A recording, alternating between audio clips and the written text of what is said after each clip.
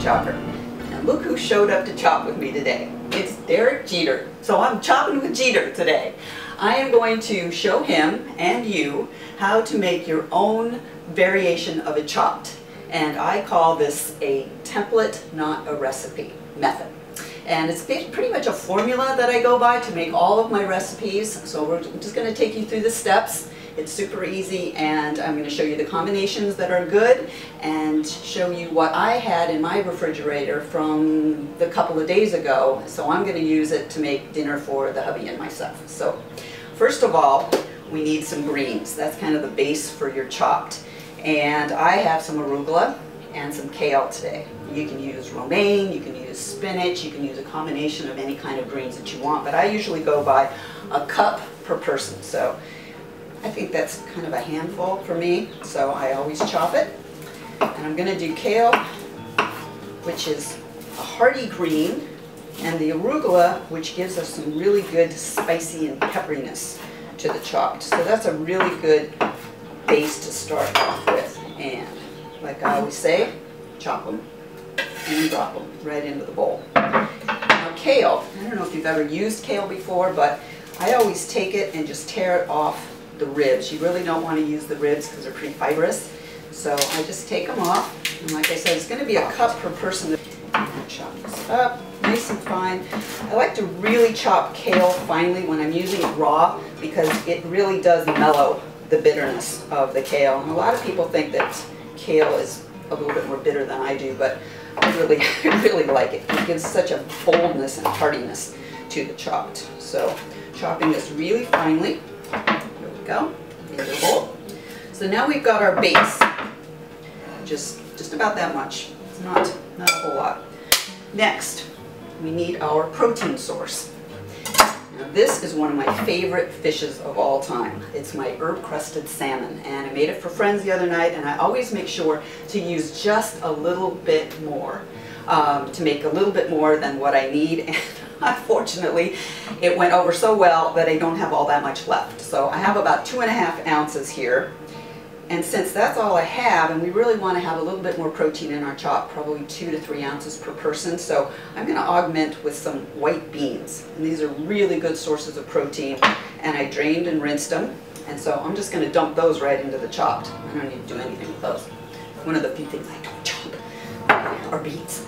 All right, and then I'm going to just chop up, just finely chop my salmon. And this salmon is just really great. I'm going to give you the website a little later, and you really got to go on there and check out this recipe because it is delicious, hot or cold, I'm telling you. And I made a couple of pounds of it for 4 people, and this is all I have left. So chopping, dropping into the bowl. So you can see that I've got quite a few ingredients here, but it's all just chopped stuff into a bowl so far. So next thing I have are my grains, and this is what sets a chop apart from a regular salad. I've got grains. This time I'm using quinoa. I made quinoa the other night, and I've got some left. This is actually the last of it. So on the stove right here, I have barley cooking. So we're going to have barley for the rest of the week of my chopped. So it's about 1/2 cup for everybody, 1/4 cup per person. Hey G, how you doing? Almost forgot he was back there. Are his eyes open? Okay, I'm not boring. Okay, just putting that all in there. If you have any suggestions, you just let me know. I love you. Okay, so we've got our quinoa in there. Now quinoa is actually not a grain, it's a seed. But I really like it when I've cooked it with my chicken stock. So next, we go on to our vegetables. Now, think about the chopped as what you have on your dinner plate. You've got your protein, and you've got your carbohydrates, and you've got your salad on the side, but you also have a cooked and a raw vegetable. I have roasted cauliflower left over from last night, and I have some asparagus spears left over from the night before. So I always make a little bit more than I need, so there are nights when I don't have to cook at all. So right here, I'm just going to chop these little asparagus. And you'll realize that if you use too much of any one ingredient, you're going to have way too much chopped. So that's why I use just a small amount of everything. Chopping and dropping in the bowl. Not very difficult. And now we have some raw veggies. And I like mushrooms, mainly because they are very nutritious. People don't think about mushrooms being all that nutritious, but there are a lot of vitamins and minerals in mushrooms. And these are creminis. They're just baby portobellos. And these, how about some crunch? Some crunch pepperiness from a radish. And plus you've got color, which is great. I always like to do color in the chopped. It just kind of gives it a punch, even though I say that I think you eat with your nose. All right, so we've got the peppery little radishes here. I'm going to actually chop up one more because I really like that flavor, and I do love the color. Into the bowl. All right, tomatoes. I use tomatoes a lot. Lycopene, super healthy, and sometimes I will quarter or halve them, depending upon how big they are. I use about maybe 8 to 10 for 2 people, not that many. Remember I talked about the volume of ingredients. You know, when you put all these flavors together, you don't need to use a whole lot of each thing because you just have a huge bowl, which sometimes works because I've run out at parties, but I'm not gonna, I know how much the hubby eats. So. All right, here we go. Got this. Now, I like to add herbs and I like to add scallions. That adds a huge amount of flavor, not very many calories because we are calorie conscious at times. So I'm going to chop up the basil. Love basil. And this goes really well because I actually have basil on the herb crusted salmon. So you kind of want to meld your flavors when you're thinking about what you're putting together, what goes good together, what you like and what you have in your fridge. That's what the template is all about. It's a formula. I think that's how my brain works. I like formulas because then I don't really have to follow recipes. Here, yeah, we're getting a pretty good bowl full here. All right, chop them, chop them, chop them. All right, here we go with this. Look at all that color. Ah, so pretty. And you know what? It smells really good too. And I don't even have all the flavors in here. That's going to be the dressing. All right, one last little thing here. I love to put a little bit of decadence into the chopped, a little bit of creaminess. And I use either cheese or avocado. I say cheese is the answer and avocado is the new cheese. So I'm going to use avocado today because I only used a half an avocado last night for 2 people. So I'm just going to use the other half today. All right. And chop, chop. Good, good, healthful fats in the avocado. And go. I'm just gonna. Whoop, how's my barley doing over there? I might have to turn that off. It's just about done. Jeter, you hear that? Come on, boy. Step up. All right, turning my barley off. It's all ready. All right, here's our ingredients. That's all we need. We've got a big bowl here. We're gonna make the dressings. I'm just gonna do a very simple lemon dressing today because lemon and fish, of course, goes great together. So, basic dressing. Olive oil, just a tablespoon. There you go, not much.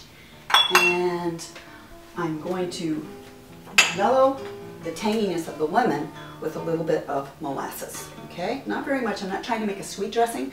I'm just trying to mellow that harsh lemony thing going on. Okay, not very much, half a teaspoon, not very much at all. And then, if I wrote this out as a recipe, I'd put this in as a zing factor because I love anchovy paste. Okay, a zing factor is something I do that you don't really need, but just adds a little bit of oomph. So this would be a zing factor, just about a teaspoon or so. I don't know if you've had anchovy paste, but once you melt it, it's just nutty and salty. So it's really, really tasty and it goes great with fish. So now we need some garlic. Always need garlic. All right, last time I did this, I went flying. See if I can keep it on board this time. Oh my goodness. All right, smash that. And then I'm going to chop it. Oh, you know what? I just realized I forgot the hubby's favorite little addition that adds so much flavor. So you know what? I'm going to show you right now how I get my dress. 15 seconds in the microwave and we have nice warm, mellowed garlic and molasses and olive oil. Now we're going to put the lemon in. But first, how could I forget my olives? Oh my goodness, the hubby would shoot me. Okay, olives, green olives. I usually use green olives. Sometimes I use Niçoise or Kalamata, depending upon the chop. But usually the winning combination is the scallions with the olives. And I'm just going to use 2, 1 per person. How about that, huh? So let's set this aside and let's chop these olives. So I just kind of put them between my fingers like this, and I chop through, slice through a couple of times, and then kind of turn and turn and chop, chop. All right, and then I just kind of run through it with a knife. Now it's all chopped finely, and you get that salty, salty, tangy bite throughout the whole chop. And I've only used 2 olives. It's about 20 calories. All right, now for the lemon. I took these lemons out about 2 days ago, so they're kind of soft. The skin gets really easily cuttable, choppable, so that I can get right through it. And the lemon is actually pretty soft. If you get a lemon that's cold or has a really hard skin, just stick it in the microwave for about 30 seconds and it'll just, the juices will just flow. So, but this one's actually really good. I don't have to do that today. I always quarter my lemons because I find that I can get them in my hand, and I use a little tiny ramekin because I don't need much dressing. And just squeeze through. Not many seeds in this one. Cool. Wow. And I'm going to use the juice of a whole lemon, okay, because that's where a lot of our volume of the dressing comes from, but it's not drowning my chopped. It's just dressing it finely. Okay, 1 more quarter. So my dressings, I find, are the perfect delivery system for healthful antioxidants. And this is where you can really make the dressing work for you in your nutritional program. I have turmeric that I've just been making a habit of putting just a little bit of turmeric in all my dressings. It's super healthful antioxidants. Take a look at the website. There's a whole article on what turmeric can do for you. It's really amazing. And then I'm going to put a little bit of dill in here because it's also an herb that I have on the herb crusted salmon, so I'm kind of pulling all those flavors together.